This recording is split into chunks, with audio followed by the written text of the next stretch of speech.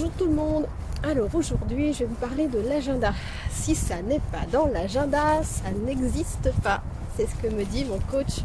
Et elle a bien raison. Quand on se professionnalise dans une activité, on ne peut plus se passer de cet outil qui est l'agenda. C'est primordial. Alors je vais vous raconter un petit peu comment j'ai amélioré les choses. Parce qu'au niveau de mon activité principale, étant directrice d'un centre de formation, j'ai une organisation évidemment autour de certains outils dont l'agenda. Et pour le marketing relationnel, je n'avais pas forcément d'agenda. Je faisais ça en dehors de mon temps de travail. Mon mari n'étant pas tout le temps là, c'était si mon mari n'était pas là. Et du coup, rien n'était structuré. Et donc je faisais ça un petit peu à la volée. Et l'idée, c'est de se professionnaliser si on veut réussir dans cette activité. Donc en gros, ma journée, c'était, je me lève le matin, je vais bosser dans mon centre de formation. À midi, je fais une pause. Je reprends à 14h. Et puis, je termine alors, ça dépendait. Normalement, le centre ferme à 18. Et moi, je bossais jusqu'à 19, jusqu'à 20, parfois jusqu'à 23 avec une petite pause repas. Mais c'était un peu du grand n'importe quoi. Et puis alors, le marketing relationnel, c'était si j'avais un petit peu de temps, quoi. C'était pas structuré. Donc j'ai travaillé sur mon agenda et ma coach me dit, tu notes tout dans ton agenda, mais tout. Si ce n'est pas dans l'agenda, ça n'existe pas. Et par exemple, pour ceux qui me suivent, vous connaissez mon objectif de marcher tous les matins pour me remettre en forme. Si je note pas dans l'agenda que je vais marcher de 7h à 8h, eh bien il se peut que je ne le fasse pas. C'est pas marqué dans l'agenda, je n'ai pas pris d'engagement vraiment avec moi-même. Je le fais pas. Ce matin, j'ai pas envie. Et là, c'est noté dans l'agenda. C'est noté et j'ai choisi l'agenda électronique, sur le téléphone, ce qui fait que j'ai un rappel 15 minutes avant. Donc quelque part psychologiquement ça pousse aussi. Ah, j'avais dit que je le ferais, c'est vrai. Bon allez, j'y vais. Voilà, et tout le reste est noté. Donc finalement, de 7 à 8 ou de 7h30 à 8h30, allez, ça dépend des jours, je vais du coup marcher. Ensuite, de 9h à midi, c'est le centre de formation. De 13 à 14, c'est ce que j'appelle les APR. C'est ce que mon équipe appelle les APR, les activités productrices de résultats. J'en ferai peut-être une petite vidéo parce que c'est un sujet super intéressant. C'est en gros concrètement ce que je fais pour avancer mon activité. Donc souvent c'est de la prospection ou de la présentation d'activité ou de la formation à une personne qui vient de rentrer dans l'activité. Ça, c'est des activités vraiment productrices de résultats. C'est pas je me forme sur le marketing relationnel ou je me forme sur des produits ou sur mon service. Ça, c'est quelque chose qu'il faut faire, mais pas dans ces créneaux-là. Donc, j'ai prévu ces créneaux de 13 à 14 du mardi au vendredi. Voilà le temps que je consacre réellement à l'activité. Ensuite, de 14 à 18, je reprends mon activité du centre de formation. Et puis, j'arrête déjà de travailler à 18h. Je rentre chez moi, je prépare le repas, je mange, ou on mange quand mon mari est là, et ensuite je me consacre une demi-heure à l'auto-formation. Donc j'ai plusieurs domaines dans lesquels je suis en train de me former, donc j'alterne un coup sur l'autre. Voilà, alors j'y arrive pas tous les soirs. Et je me posais la question, puisque avant je faisais ça tous les soirs en fait. J'arrivais à prendre du temps. Et depuis quelques temps, je n'y arrive plus. Et ma coach me dit, mais oui, mais tu as recentré toutes tes activités, tu as demandé à ton cerveau de se débrouiller pour faire les mêmes choses que tu faisais avant, mais seulement de 9 à midi et de 14 à 18. Donc tu as un taux de concentration beaucoup plus élevé pour arriver à en faire le maximum. Et du coup, ton cerveau, il n'en peut plus. Donc le soir, il lâche. Ah oui, c'est vrai. Et c'est impressionnant. Alors, j'arrive pas à tout faire, ce que je prévois à chaque fois dans la journée. Je les repositionne dans l'agenda plus tard, mais avec réflexion. Pas, tiens, c'est pas fait aujourd'hui, je le charge demain.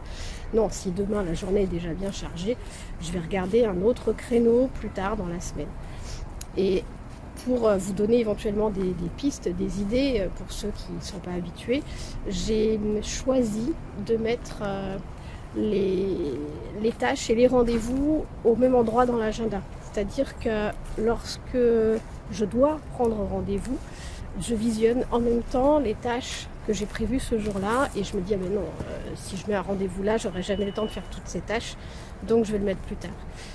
Et j'utilise du coup moi un tableur, c'est pas l'idéal, je jongle en ce moment, je fais des tests avec l'agenda Gmail parce que mon tableur il me prévient pas un quart d'heure avant, donc ça fait un peu doublon pour l'instant, j'expérimente, mais vous aussi expérimentez les outils, il y en a qui vont choisir les outils numériques, d'autres qui vont choisir les outils papier, soit un agenda classique, soit un bullet journal.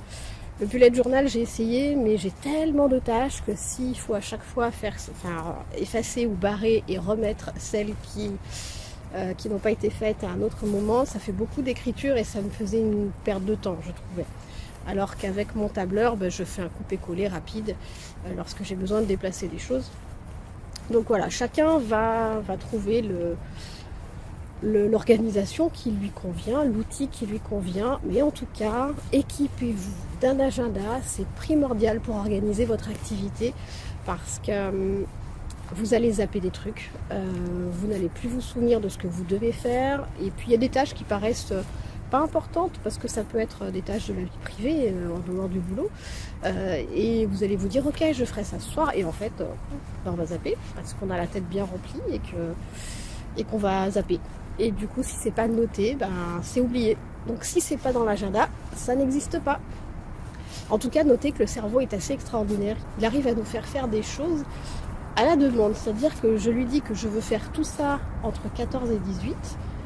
Eh bien, je vais avoir des idées qui émergent. Je vais avoir... je vais raccourcir la façon de faire, en fait. J'ai des procédures pour la gestion de mes dossiers. Et j'ai zappé des choses, j'ai enlevé des choses qui n'étaient pas utiles.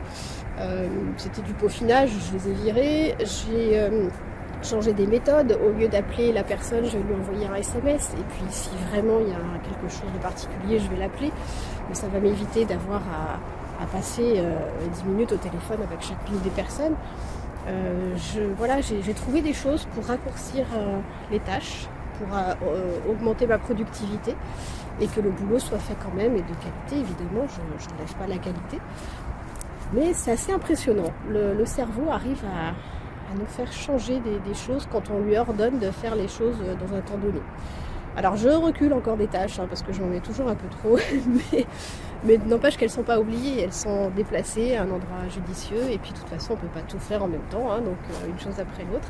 Et j'apprends au fur et à mesure à voir le temps que je passe sur chaque chose pour me dire ok là je m'en suis mis trop, j'y arriverai pas, c'est sûr, autant la décaler tout de suite et puis voir gérer les priorités. Donc le soir avant de partir, je vois ce que je n'ai pas fait et je peux éventuellement le décaler, et puis je regarde la journée du lendemain, voir si c'est cohérent ou si je dois la réorganiser, et si les tâches ont été mises un peu pêle-mêle dedans, je vais les remettre dans l'ordre de priorité, d'urgence et d'urgence ou d'importance. Ce sont deux mots bien différents. Peut-être une vidéo sur le sujet d'ailleurs, intéressant. La notion de urgent, important, urgent, pas important, important, non urgent. Et du coup, voilà, je classe mes tâches dans l'ordre.